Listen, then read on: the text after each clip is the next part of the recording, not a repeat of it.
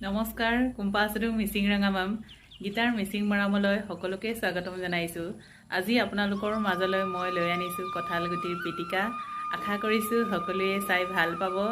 বলক তেন্তে পিটিকা বনাবলৈ আৰম্ভ কৰোঁ।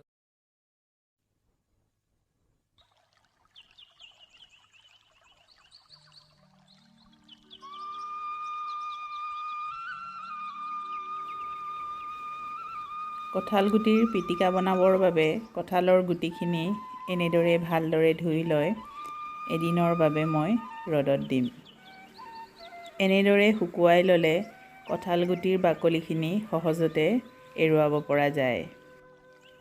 কঁঠাল গুটিৰ পিটিকা বনাবৰ বাবে মই লৈছোঁ কঁঠালৰ গুটি, পিঁয়াজ, নহৰু, শুকান জলকীয়া, কেঁচা জলকীয়া, আদা, নৰসিংহৰ পাত, মিহিকৈ কাটি লোৱা পিঁয়াজ, মান ধনিয়া, মিঠাতেল, নিমখ আৰু নেমু এডোখৰ।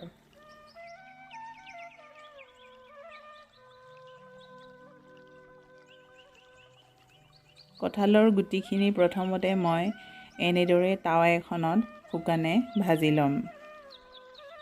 ইচ্ছা হ'লে ডাইৰেক্ট জুইটো আপোনালোকে পুৰিব পাৰিব।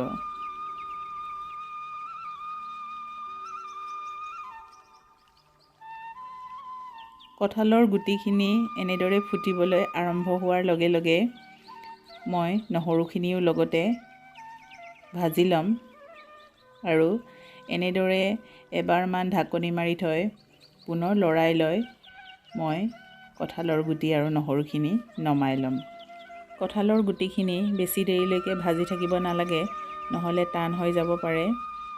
ইচ্ছা হ'লে আপোনালোকে প্ৰথমতে বইল কৰি লৈহে এনেদৰে টাৱাত দি ভাজি ল'ব। কেতিয়াবা ৰ'দত দিয়া আৰু শুকুওৱা বেছি হ'লেও কঁঠালৰ গুটি টান হৈ যায় আৰু তেতিয়া বইল কৰি ল'ব। ইয়াৰ লগে লগেই মই পিঁয়াজ দুটা আৰু জলকীয়া দুটাও পুৰি ল'ম।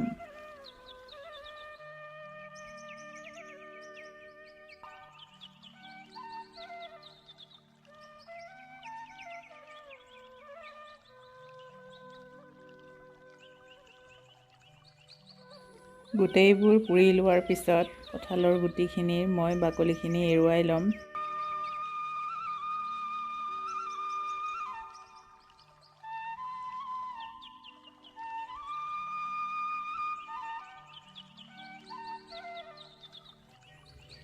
লগতে নহৰুৰ বাকলিখিনিও উলিয়াই ল'ম।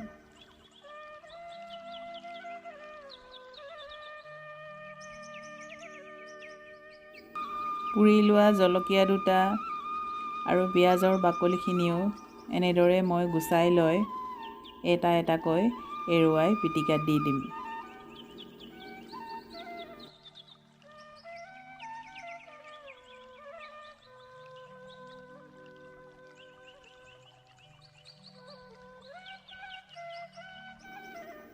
বাকলিখিনি গুচাই শেষ হোৱাৰ পিছত মছলাখিনি প্ৰথমতে মই খুন্দনাত খুন্দিবলৈ আৰম্ভ কৰিম। প্ৰথমতে দিছোঁ আদা, কেঁচা জলকীয়া,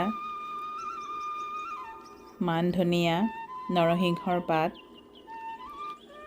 এইখিনি ভালদৰে খুন্দি লৈ শুকান জলকীয়াকেইটাও লগতে খুন্দি ল'ম।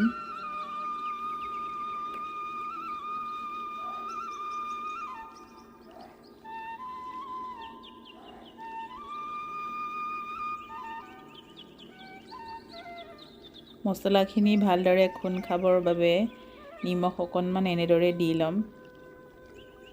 পাছতো অকণমান নিমখ মিলাই ল'মগৈ। তাৰ লগে লগে কঁঠালৰ গুটিখিনি এটা এটাকৈ দি খুন্দি ল'ম। কঁঠালৰ গুটিখিনি বৰকৈ মিহি কৰিব নালাগে। এনেদৰে খুন্দি হোৱাৰ পিছত উলিয়াই ল'ম।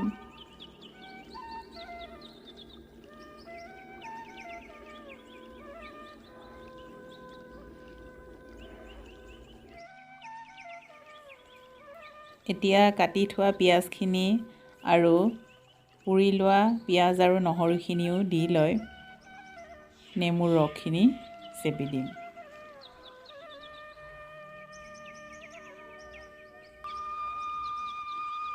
সোৱাদ অনুযায়ী নিমখ অকণ আকৌ এবাৰ দি দিছোঁগৈ। একেবাৰে শেষত মিঠাতেলখিনি দি লৈ হাতেৰে এনেদৰে ভালদৰে সানি ল'ম আৰু আমাৰ কঁঠাল গুটিৰ পিটিকা খাব পৰা হৈ গ'ল। এনেদৰে এবাৰ বনাই খাই চাবচোন, সঁচাকৈ বহুত ভাল লাগে। যদিহে ভিডিঅ'টি চাই ভাল পালে তেন্তে প্লিজ লাইক, শ্বেয়াৰ, কমেণ্ট আৰু ছাবস্ক্ৰাইব কৰি দিব। আজিলৈ ধন্যবাদ।